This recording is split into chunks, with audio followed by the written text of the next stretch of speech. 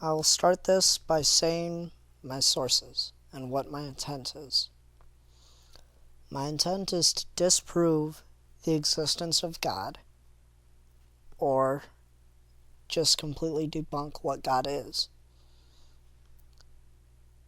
using logic only and not empirical evidence, since God cannot exist with empirical evidence.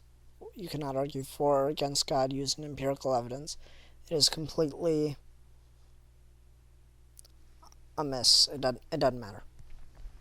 I understand the want to use empirical evidence, but that cannot stand. So,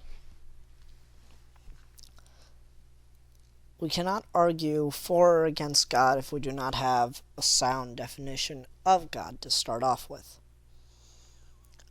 I derive my definition of God, or of what God is supposed to be, from the thinkers Anselm and Descartes. Now, Anselm was, if I remember correctly, the Archbishop of Canterbury back in the Middle Ages at one point. He's a very, very smart man. He was a Neoplatonist, and considering most of Plato's works had been lost by that time, more or less he took what little he had, what little he could from the Bible, and he more or less thought along the same lines as Plato. I also take Descartes, who is a very, very intelligent mathematician. If you've ever seen a little number graph with the vertical line and the horizontal line intersecting it, and you've used this to plot numbers, you're using something that Descartes gave us. He is also more popularly known for his statement, "I think, therefore I am." He was the first to come up with that. It's called cogito, the "I think." It's very, very simple and ultimately true thing that can never be debunked. Okay.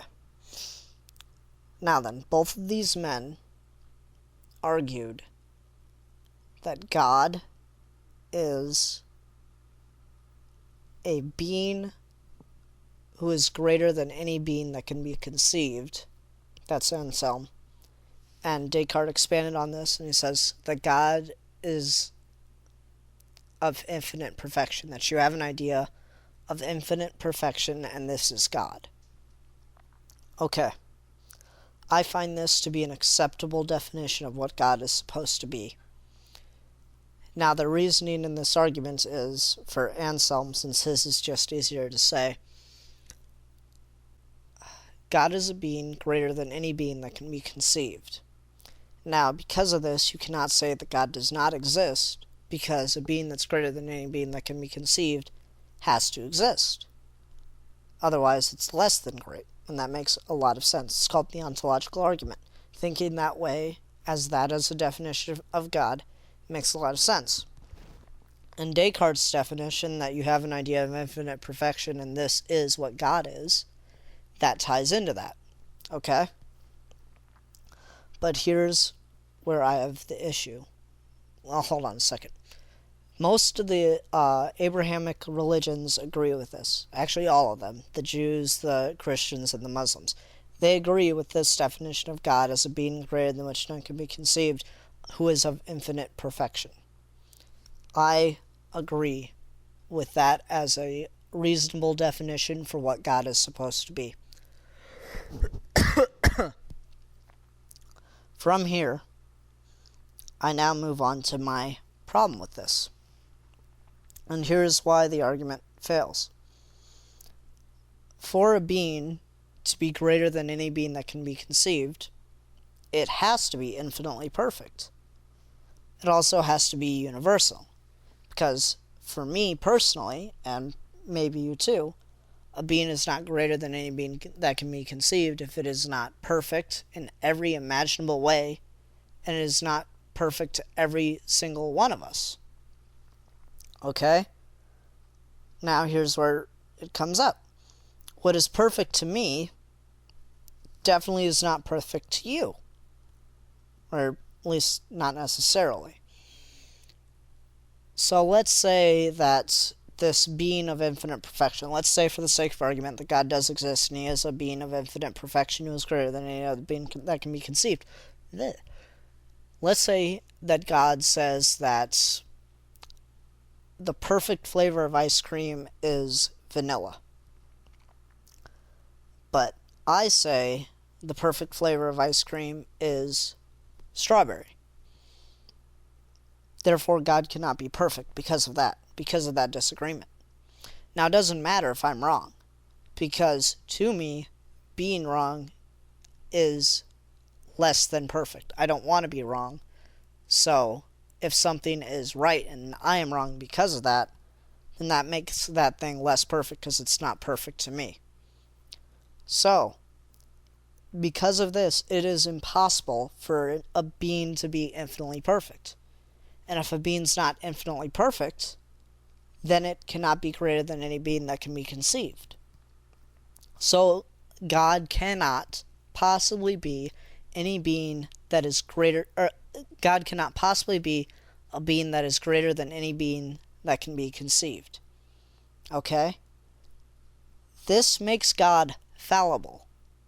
If God is not greater than any being that can be conceived, if God is not infinitely perfect, then everything he does isn't automatically just, isn't automatically moral. This means that there is a different level of what morality is, and it is not decided by God. It is decided by an outside source. Okay? So, let me give you an example to show that God is not, in fact, good. God can be considered evil. Okay? I'm talking, of course, the Abrahamic religion's God here. I might go into Buddhism one day. We'll see.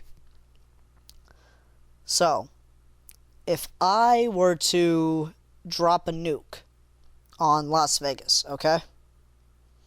Because I decide that the people living in Las Vegas are not up to my standards of morality, are not up to my standards of justness, okay?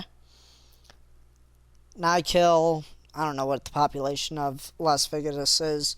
Let's just pick a nice round number, 1 million people. But I help 2 million women get pregnant and have babies, okay? So double the number I've killed, I've brought into the world, I've saved, okay? Or stopped them from having abortions, whatever. Double that number I've saved. Does that excuse my act of evil? Does that excuse my killing? No, not at all. At least that's what I believe, and that's what a lot of people would tend to agree with, I'd imagine. So, this means that we can take all the evil things God has done, all the murders, the genocides, all the horrible things, and we can compare it to all the just. Because we've established that God is not a being of infinite perfection, that God is not greater than any being that can be conceived, this means we can judge God. This means God is fallible. We have the ability and the right to judge him for his actions, just as we would any other being that is not infinitely perfect. You have to admit that God is capable of doing evil, that everything he does is not moral, that everything he does is not okay. Alright? At this point, there is no other alternative. You can say, yes, he's done all these great things, but that does not excuse the evil. And since God is not infinitely perfect, as I have proved, he is not forgiven for that. It is not okay for him to decide what is moral, what is right, what is just. So this makes God fallible. If God is fallible, then we can judge him. If God is not infinitely perfect, then he is not unjudgeable, he is not unknowable. Since God cannot be infinitely perfect in every imaginable way, then he is, or has the ability to be, evil. So you actually have to choose and think about whether or not you are worshiping a being that is evil. He is no longer ultimately moral, unquestionably right, unquestionably just. You have to actually think and decide if you want to follow a being that has the possibility of truly being evil, or at the very least, not ultimately good. This is my logical argument for why God does not exist in the accepted form, or, moreover, why God cannot be completely given trust, why God does not deserve to be worshipped as he is.